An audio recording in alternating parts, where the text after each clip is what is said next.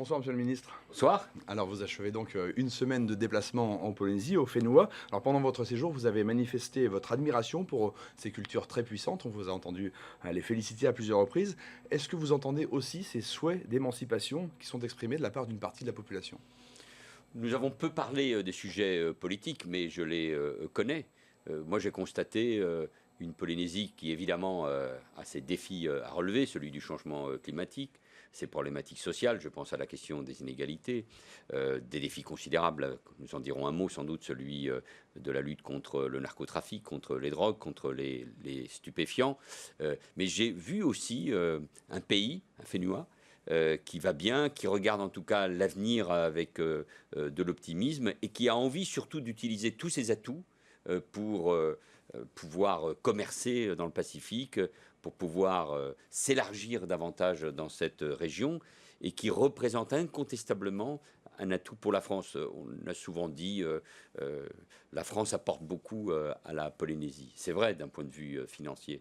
Mais moi, je trouve que la France apprend beaucoup de la Polynésie, notamment dans son rapport à la culture, à l'océan, à l'autre, dans la manière de vivre. Alors tout n'est pas rose, j'en suis bien conscient, mais il y a là une force, une tranquillité aussi, une sérénité qui, malgré les problèmes incontestables de vie quotidienne, sont assez exemplaires de mon point de vue pour la France, vue dans la situation politique dans laquelle elle se trouve.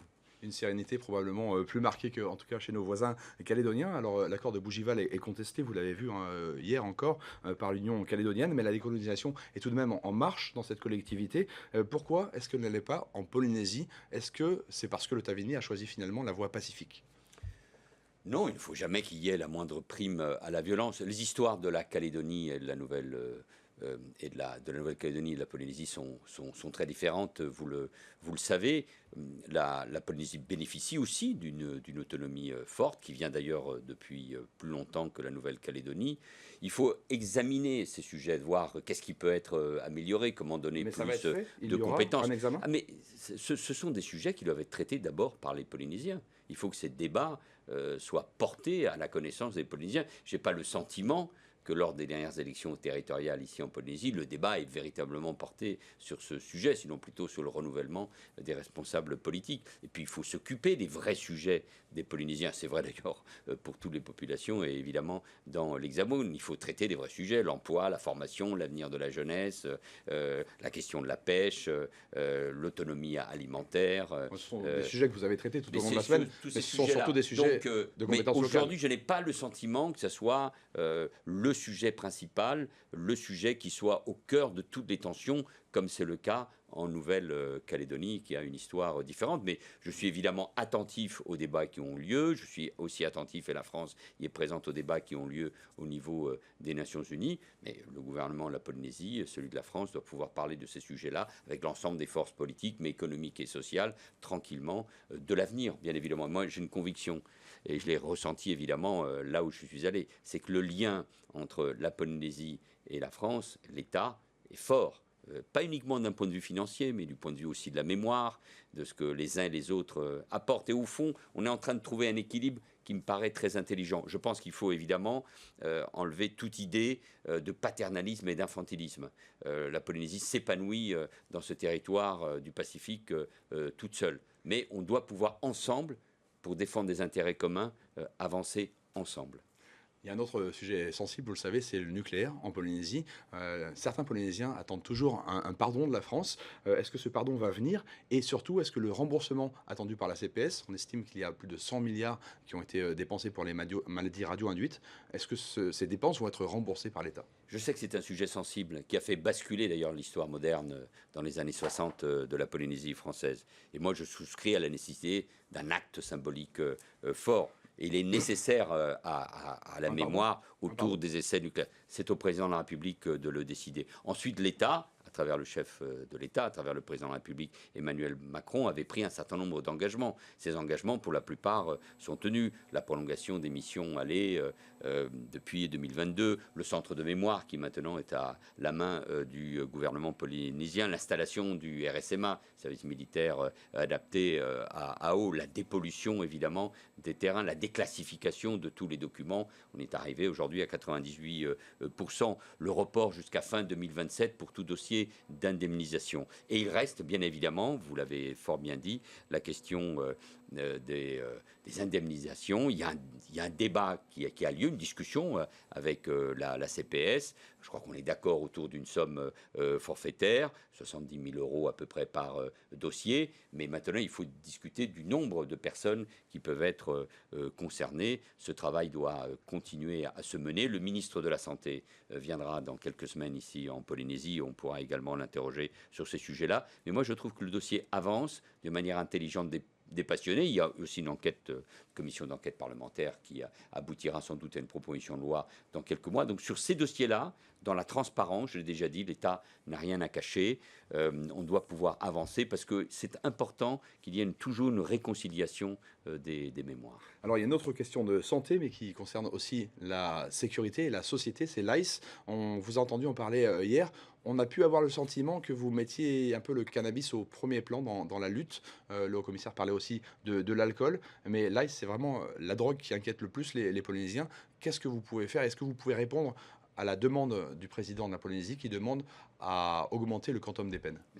L'ICE, évidemment, provoque des dégâts considérables en matière de santé publique, peut détruire les personnes.